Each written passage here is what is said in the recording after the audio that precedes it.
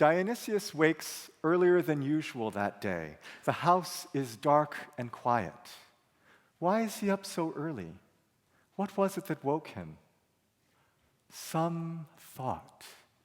About yesterday, a man spoke at the Areopagus, a Jewish man, Paul, telling them about his God. What was it? A God that is not like gold or silver or stone, a God that is not served by human hands. And what else? An altar with the inscription to an unknown God. Dionysius dresses quickly. In the dark hallway, he bumps into his wife's servant. She drops a basket of linens. "Watch where you're going." "Sorry, master. Are you going out this early? What shall I tell the mistress?" "I don't have time for such pointless questions. Pick up this mess." He finds his way to the storage room. He kneels before an old trunk. Its hinges creak. He pauses. A hat, carefully placed in the center of the trunk. He touches its soft corners. A cloak, neatly folded. He allows his hand to feel its coarse fibers. Then quickly he shoves both into his satchel, closes the trunk, and hurries out. He heads toward the east side of the city. He drapes the cloak around his shoulders and pulls the hat tightly over his head. Hardly a sufficient disguise for a judge of the Areopagus, but in the shadows of the early morning, perhaps no one will recognize him. When he arrives at the temple, an old woman is arranging bread and fruit at the altar. "Good morning. I'm looking for Paul, the Jewish man." "There's no Paul here. I'm here every day. I've never met a man named Paul. What does he look like?" "Never mind, thank you." He turns to leave. "Do you like music? They have wonderful music here. My friends ask me, 'Why do you worship at the temple of an unknown God? How can you believe in an unknown God?' I tell them, 'I don't know. I just come for the music.' I love the music there. You should come back tonight. The soloist is wonderful." "Thank you, but I'm looking for Paul." As he nears the Areopagus, he returns the hat and the cloak to his satchel. A new trial is already underway. "My fellow judges, my apologies for being late." The chief judge speaks. "Dear colleague, in the 8 years you've served this court, you have never been late one day. I am glad to see you here in good health." "Thank you." "Now then, we have heard the testimony of Marcos Stephanos, who claims that he did not steal wine from the household of Apollonius during the great festival of Athena. Marcos Stephanos, have you anything else to say?" "Master Dionysius." "Dionysius, do you know this man?" "He was a friend of my son. They got into trouble together, drinking, brawling, damaging property. I see you survived prison." "Yes, I never suffered the plague. I was lucky. Not like Lucas. You know, I was by his side until he died.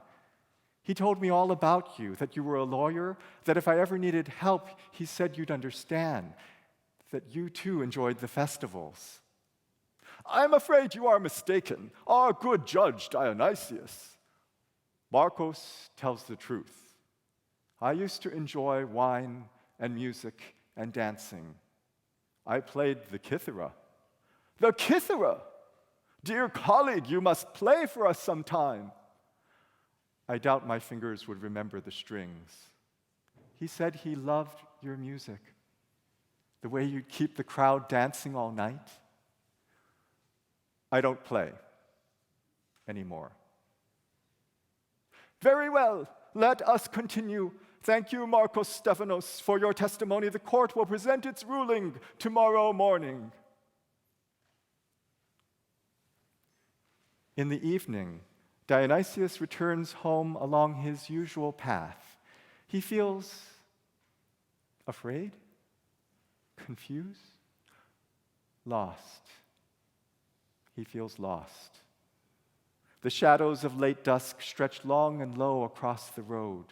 Suddenly, he stops, puts on the cloak and the hat, and heads toward the temple. At the back of the temple, a young man smiles at him.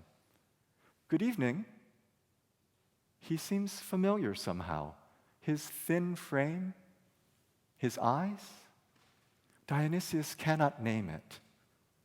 The old woman comes up to him. By any chance, do you play the lyre? Our lyre player hasn't shown up yet.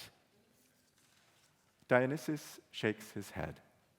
A small crowd is gathering, an unusual mix of people, older and younger, men and women, Athenians and foreigners, some in fancy clothing like his, some in humble clothing like his servants. Dionysius draws his hat closer to his head, and as he places his hand into the pocket of the cloak, he feels the shape of something familiar. It is a pick for a stringed instrument like the lyre or the kithara. He looks at it. It is his pick, carved of mother of pearl, the one that he had lent his son. He looks up at the lyre next to the altar, and then at the old woman who is watching him. She winks. Just then, an older man enters, short of breath. He takes his place at the altar, picks up the lyre, and begins to tune it. Dionysius places the pick back into his cloak pocket. The lyre player begins to strum, and delicate music begins to fill the small temple. The young man who greeted him stands next to the lyre player, and he sings, a high tenor ringing like a bell. His voice, that is what is familiar, his voice, like the voice of Lucas. Dionysius allows the music to embrace him. He sits, eyes closed, and allows tears to fall upon the coarse fibers of the cloak. After worship, he feels a hand on his shoulder. Sir, it is his wife's servant. She looks pale. How did you find me here? Oh, Master, it's you. I saw young Lucas's hat and his cloak, and I thought that you were. It was foolish of me. I'm sorry I frightened you. I've held on to a few of his belongings. I see. Sorry to have bothered you. Tell me, why do you worship at the temple of an unknown God? I suppose we're all here for different reasons. One woman, she goes around to all the temples asking for what she wants, health for her family, lots of rain for their crops, and so on. When she doesn't get what she wants from one of the 12 gods with names, she comes here. She figures she'll have better chances. One man, never married, comes here because he's afraid of making a commitment to other gods. I guess it's easier to be committed to God with no name. And you? Why worship an unknown God? This is how my mother worshiped, and my grandmother worshiped. My grandmother taught us that the ultimate deity cannot be described in a name, or even 12 names. We are mere servants. We are too foolish to try to define or limit God. We don't need to name the ultimate deity to experience it. Call it the music that moves you to tears. Call it the smile that warms your heart. Call it the memory that reconnects you with a loved one past. It doesn't matter what you call it. It doesn't have to be named to be divine. You are very wise. Not wise, just faithful. I'm looking for the Jewish man named Paul. Have you heard of him? He spoke of a God that is not like gold or silver or stone, a God that is not served by human hands, a God who can raise a man from the dead. Oh, he was staying at the household of Damaris. She lives in the southern part of the city. Yes, I know. Thank you.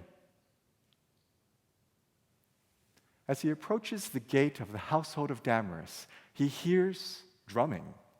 A servant asks his name and leads him inside. The room is bursting with vibrations of drums, accompanied by panpipes mixed with laughter and chatter. Damaris sees him from across the room. "Dionysius, it's been too long. I was so sorry to hear about Lucas. How are you? Take off your hat and your cloak. Have some wine." He touches his son's cloak. "I'm okay, thanks." She leads him into the quiet of the interior courtyard. "Darling, is everything okay?" "I'm looking for the Jewish man, Paul." "Oh, you just missed him. He left for Corinth this morning." "But I need to ask him something about his God." "Maybe I can help. Guess who joined the movement?" "Me." Imagine me, I've never joined anything in all my life. He talked about raising a man from the dead. "Oh, Dionysius, Paul doesn't resurrect the dead, not in that way. He's not going to bring Lucas back to life. The resurrection Paul is talking about is a resurrection of the soul, a rebirth of the spirit. I don't want that. I don't need that." I thought for once I could believe in something. I thought there was a God for me. I thought, "Darling, you ever think you think too much? It's not good for you. Go inside and enjoy yourself. I don't think your party will..." No thinking. She leads him back into the room. It overflows with festivity. Dionysius sits by himself. He allows himself to be surrounded by the joyful rhythms of the drum beats and the melodies and the voices, and he begins to let go. Slowly he feels something awakening, something stirring, something moving within himself. He has no name for it. He discovers he is smiling. He discovers he is laughing. He discovers... Suddenly the music stops. "Ladies and gentlemen, I'd like to invite my dear friend, a master of the kithara, to entertain us, Dionysius." The crowd cheers. Dionysius stands. He cannot contain his smile. He reaches into the cloak pocket, grabs his pick, and in one gesture moves both hat and cloak. The crowd cheers again. Damaris hands him the kithara. He strums the strings. They are in tune. He is ready. He takes a deep breath and begins to play.